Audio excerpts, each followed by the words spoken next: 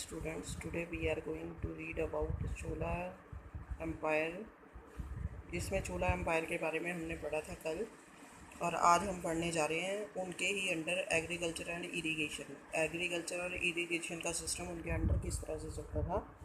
Many of achievements of the Cholas were made possible through new development in agriculture, यानी बहुत सारी ऐसी possibilities उनके एग्रीकल्चर में बनी कि जो कि उनको एक अच्छी अचीवमेंट की तरफ लेके जा रही थी। Look at the map two again notice the river Kaveri branches off into the several small channels before emptying into the Bay of Bengal. These channels overflow frequently depositing fertile soil on their banks. Water from the channels also provide the necessary moisture for agriculture, particularly the cultivation of rice. आपको ये बताया जा रहा है कि अगर आप देखते हो उसी मैप को दोबारा से, तो उसमें आपको पता चलेगा कि ये देखिए मैप देखिए, यहाँ पे कावेरी नदी है। ये कावेरी नदी अपनी डेल्टा बना रही है यहाँ पे बे ऑफ बंगाल में मिलने से पहले।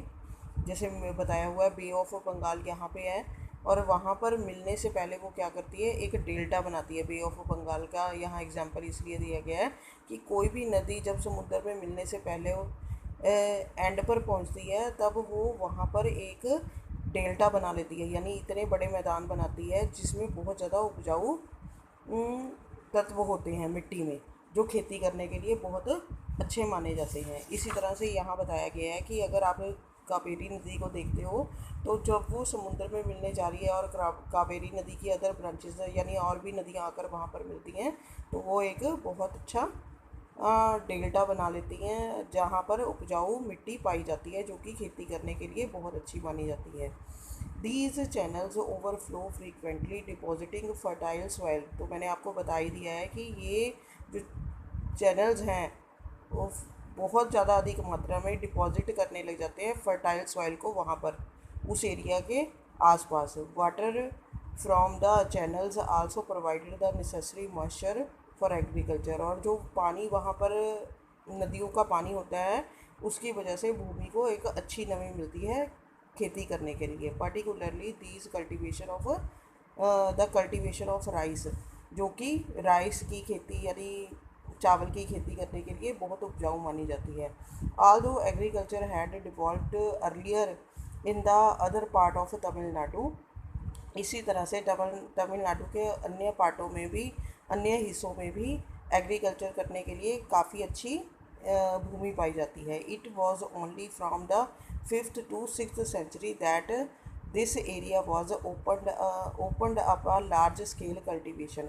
और इसीलिए 5th और 6th सेंचुरी से लेकर वहाँ पर खेती की जाती थी, लेकिन ये वाला जो एरिया था वो अच्छी फसल करने के लिए बहुत उपयोगी माना जाता था।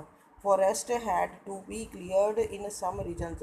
वहाँ पर ज़्यादा खेती करने के लिए अब क्या करने लगे लोग, अब ज़्यादा खेती करने के लिए चोला वंश के टाइम पे फॉरेस्ट को क्लीन करने लगे ताकि ज़्यादा से ज़्यादा एरिया पर खेती की जा सके। Land had to be levelled in other areas. Lands को समतल किया जाने लगा ताकि प्रॉपर मात्रा में खेती की जा सके। In the delta region embankments had to be built to prevent the flooding and canals had to be constructed.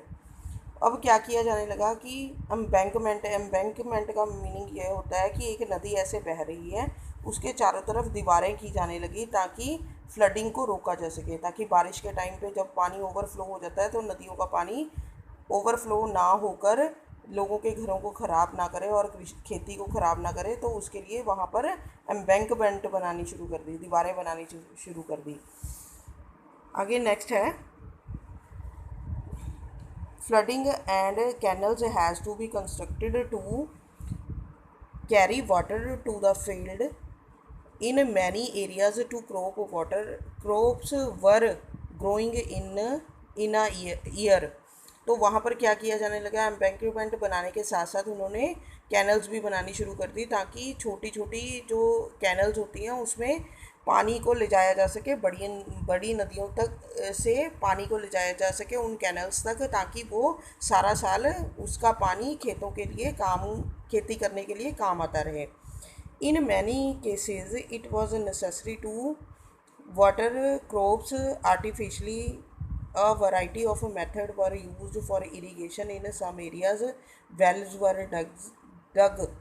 तो क्या किया जाने लगा वहाँ पर, आर्टिफिशियल तरीके से खेतों को पानी दिए जाने के लिए कैनल्स बनाने लगे, कुएं खुदवाने लगे, ताकि अच्छी तरह वहाँ पर खेती की जा सके। और खेती करने के लिए पानी की ज़रूरत होती है, और वो पानी पौधों को दिया जा सके, कृषि करने के लिए यूज़ किया जा सके।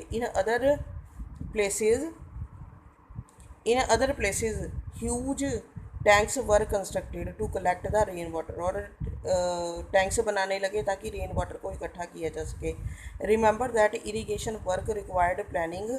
जो इरिगेशन का काम था वो बहुत प्लानिंग से किया जाने लगा। Organising labour and resources, maintaining these works and rule and decided on how water is to be shared. Most of the new rulers as well as people living in villages took an active interest in these activities. और लोगों ने इस काम को बढ़ावा देने के लिए, वहाँ के आम जनता ने भी और राजाओं ने भी बहुत अच्छे कदम उठाए और इस पर अच्छी तरह से इंटरेस्ट लेने लगे, इन कामों के लिए अच्छी तरह से इंटरेस्ट लेने लगे, ताकि खेती अच्छी प्रकार से की जा सके। और नेक्स्ट पैराग्राफ में हम पढ़ने जा रहे हैं the administration of the empire.